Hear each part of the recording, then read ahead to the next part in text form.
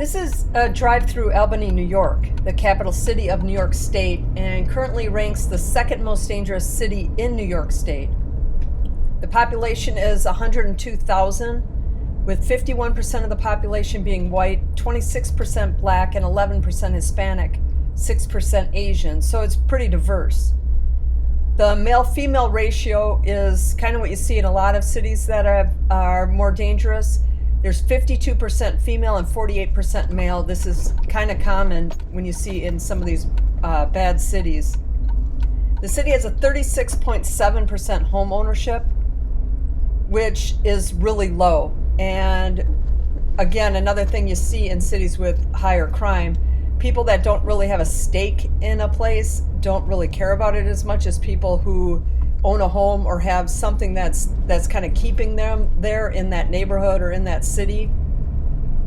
The average income is around $46,000, and there's a 23% poverty rate. So nearly 1 out of every 4 people that live there live below the poverty line.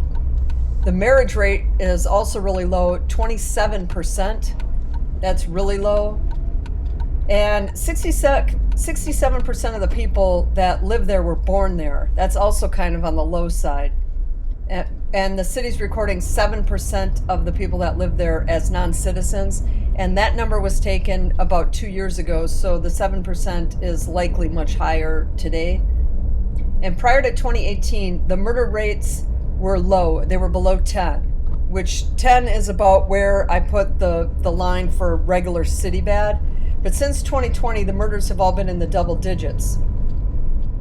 And when you have a population right around 100,000, the number of murders you have is basically your murder rate, because it goes on a per 100,000 person basis. So if they have double digit murders, their murder rate is in the double digits as well.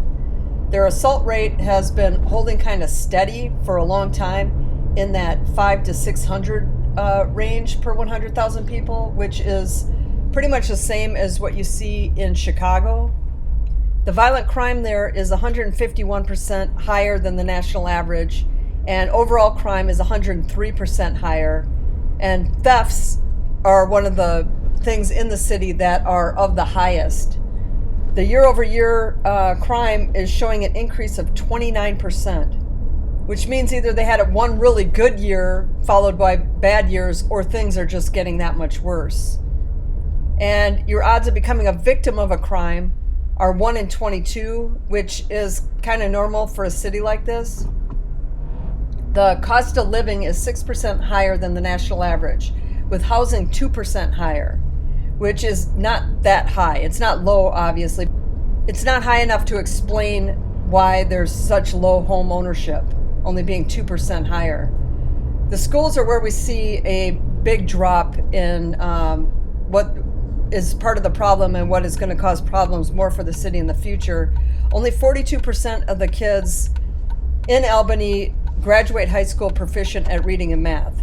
New York as a state is 56%, which might not sound that good, but that's way better than the national average of 48%.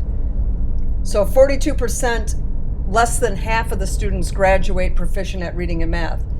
Only 87% of the people that live in the city completed the 8th grade, and only 86 complete high school. So only 86 of the kids that graduate, or 86% of the people graduate high school, and only 42% of those can read and write and do math at grade level, at a 12th grade level. I'm going to let the rest of this play out, and you can continue to watch more footage of Albany, New York.